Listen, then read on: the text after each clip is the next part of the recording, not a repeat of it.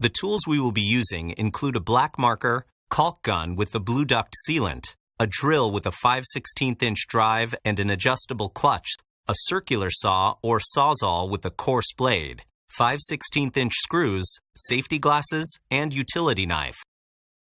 Be sure to review the CAD drawing for your project to ensure proper system layout and assembly. AQC Industries provides CAD drawings of the BlueDuct underground duct system.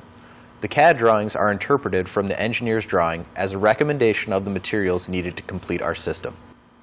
Please consult with the engineer and other trade professionals before proceeding with the installation.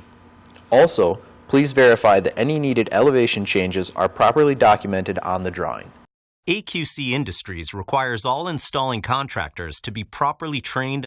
In addition to online training, we offer 2 free training webinars each month.